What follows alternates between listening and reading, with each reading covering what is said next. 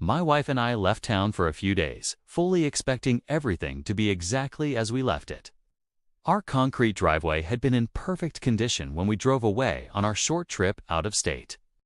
When we finally came home, something looked very wrong from the street. At first, I thought it was just some routine road maintenance nearby. But then I noticed bright orange construction markings across our driveway.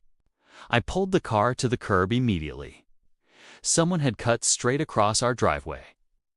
The concrete was broken open, and a deep trench ran to the middle. Chloe looked at me and asked who could have authorized this. I honestly had no answer. I crouched down and inspected the cut myself. It was not random damage. The markings showed that someone had carefully planned the work, complete with fresh utility markings around the area. That meant someone had explicitly ordered this destruction. I started taking photographs before touching anything, while Chloe documented the damage from another angle to ensure we had a complete official record. Then I called the HOA office. The receptionist told me that maintenance crews had been working in the neighborhood. I asked whether they had permission to enter my property, but she said she had to check records. That evasive answer made me even more suspicious. Instead of sending a crew, HOA President Valerie Cross came herself. She walked up holding a folder and acted calm as I pointed to our destroyed concrete driveway. Her response truly surprised me. Valerie claimed the excavation work was necessary for neighborhood infrastructure.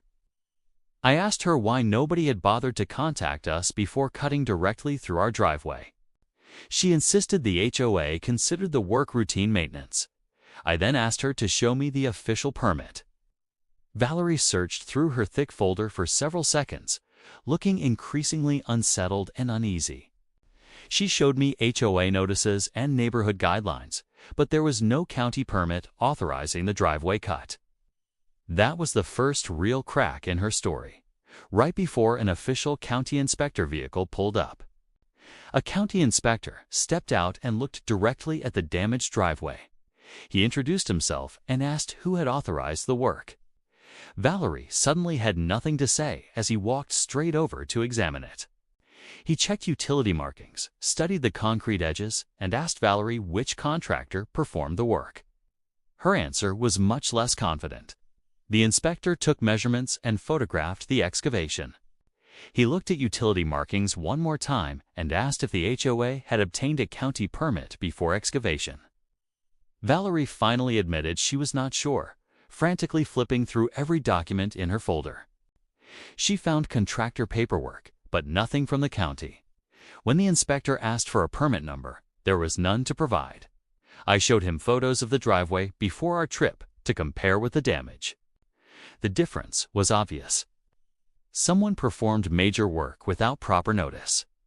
Chloe showed him every photo she took, and the inspector reviewed the images carefully while noting that no one had contacted us prior.